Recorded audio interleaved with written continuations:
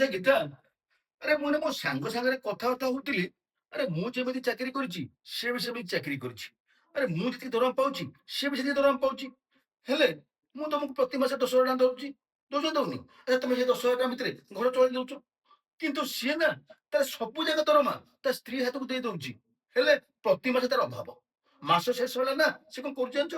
ଯାହା ପିଲା ଧାରେ ଆଣିକି ଘର ଚଳୁଛି। ହେଲେ ମୁଁ ବୁଝିପାରୁନି ତମେ କେମିତି ସେଇ 10,000 ଟଙ୍କା ଭିତରେ ଘର ଚଳଉଛ କହିଲ? ମୁଁ ଏ କଥା ଜମା ବୁଝିପାରୁନି। ମୁଁ ଏସବୁ ନା ମୋ ଶାଶୁଙ୍କ ଠାରୁ ଶିଖିଛି। ମାନେ ମୋ ବୋଉ ଠାରୁ? ହଁ, ହେଲେ କାଇଁ ମୁଁ କହୁଛି କିଛି ବୁଝିପାରିଲିନି। ତମେ ଯେତେବେଳେ ଅଫିସ କି ଯାଅ ହରି ମୁଁ ଏକୁଟିଆ ଘରେ ବସିକି କଣ କରେ? ଆମେ ଶାଶୁ ବୋହୂ ଦି ଜଣ ଯାକ ଗପସପ ହଉ। ଆଉ ବୋଉ ମତେ ବୁଝାନ୍ତି ଆଉ କହନ୍ତି, ଜାଣିଛ କହିବେ ମୋ ଜୀବନରେ ମୁଁ ବହୁତ ଦୁଃଖ କଷ୍ଟ ପାଇଛି। କଣ ପାଇଁ ଜାଣିଛ? ଏଇ ପଇସା ପାଇଁ। କାହିଁକି ନା ତମ ବାପାଙ୍କର ସେତେବେଳେ କମ ରୋଜଗାର ଥିଲା। ଆଉ ତମେ ଭାଇ ଭଉଣୀ 4 ଜଣ, ତମେ ସବୁ ଛୋଟ ଛୋଟ ହେଇଥିଲ। ତମକୁ ପାଠ ପଢେଇକି ମଣିଷ କଲେ। ତମେ ମଣିଷ ହବା ପରେ ସିନା ଯାଇକି ତମେ ତମ ଦି ଭଉଣୀକି ବାହା କଲ। ସେତେବେଳେ ସିଏ କହନ୍ତି, ଯିଏ ତତେ 5 ଟଙ୍କା ଦେଇଥିବ ତୁ 3 ଟଙ୍କା ଖର୍ଚ୍ଚ କରିକି 2 ଟଙ୍କା ସଞ୍ଚୟ କରିକି ରଖିବୁ। ନହେଲେ 2 ଟଙ୍କା ଖର୍ଚ୍ଚ କରିକି 3 ଟଙ୍କା ସଞ୍ଚୟ କରିକି ରଖିବୁ। କାହିଁକି ନା ଏ ଦୁନିଆରେ ସବୁଠୁ ବଡ ଜିନିଷ ହେଇଗଲାଣି ପଇସା। ଯାହା ପାଖରେ ପଇସା ନାହିଁ ତା ପାଖରେ ସମ୍ମାନ ନାହିଁ। କିଛି କିଛି ସ୍ତ୍ରୀ ଲୋକ ଥାନ୍ତି, ତାଙ୍କ ସ୍ୱାମୀଙ୍କର କମ ରୋଜଗାର ହେଲେ ସିଏ ଅଧିକ ଖର୍ଚ୍ଚ କରନ୍ତି। ଯାହା ଫଳରେ ସିଏ ହଇରାଣ ହୁଅନ୍ତି। ମାସ ଶେଷରେ ସିଏ ହାତ ପତାନ୍ତି, ନହେଲେ କାହାକୁ ଧାର କରଜ କରନ୍ତି, ନହେଲେ ହଇରାଣ ହୁଅନ୍ତି। ସେଇଭଳିଆ ସ୍ତ୍ରୀ ଲୋକମାନେ ସବୁବେଳେ ହଇରାଣ ହୁଅନ୍ତିନି? ହଁ, କାରଣ ସେମାନେ ହଇରାଣ ହେବେ। ଦୋଷ କାହା ଉପରେ ଦେବେ କହିଲ? ସ୍ୱାମୀ ଉପରେ। ସେ ସ୍ୱାମୀ ଉପରେ ଦୋଷ ଦେବେ, ଆଉ କାହା ଉପରେ ସେ ଦୋଷ ଦେବେ କି? ଏଇ କଥା ନା ଯଦି ପ୍ରତ୍ୟେକ ସ୍ୱାମୀ ସ୍ତ୍ରୀ ବୁଝିବେ ନା, ତାଙ୍କ ଭବିଷ୍ୟତଟା ଉଜ୍ଜଳ ହବ, ଆଉ ତାଙ୍କ ଜୀବନଟା ସୁଖମୟ ହବ।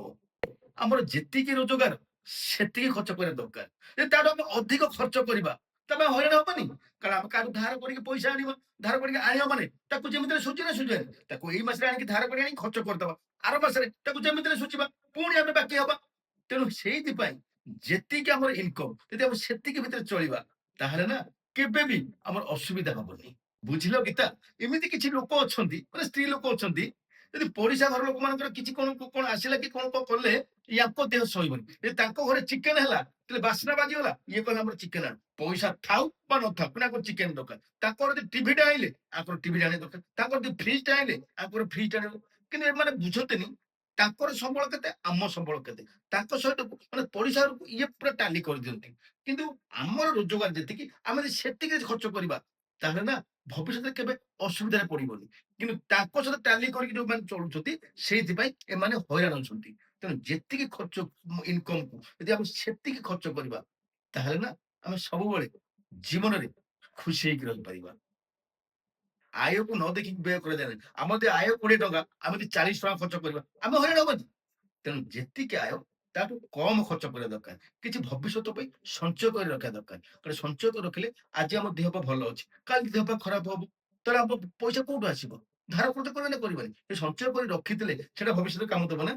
ଯଦି ଏଇ କଥାଟା ସମସ୍ତେ ବୁଝିଯିବେ, ତାହେଲେ ନା ସମସ୍ତଙ୍କ ଜୀବନଟା ସୁଖମୟ ହେଇଯିବ। ଏଇ କଥାଟା ନା ସମସ୍ତେ ଜାଣିବା ଦରକାର। କାରଣ ଆମର ଆୟ ଯେତିକି ତାଠୁ କମ ବ୍ୟୟ କରିବା ଦରକାର। କାରଣ ସବୁବେଳେ ଭବିଷ୍ୟତ କଥା ଚିନ୍ତା କରନ୍ତୁ, ବର୍ତ୍ତମାନ ଦେଖି ଚାଲନ୍ତୁ। କଣ ବୁଝିପାରିଲେ ତ? ଯଦି ଭିଡିଓଟି ଭଲ ଲାଗିଥିବ ତାହେଲେ ନିଶ୍ଚୟ ସେୟାର କରିବେ। ରହିଲୁ, ଜୟ ଜଗନ୍ନାଥ। ଜୟ ଜଗନ୍ନାଥ।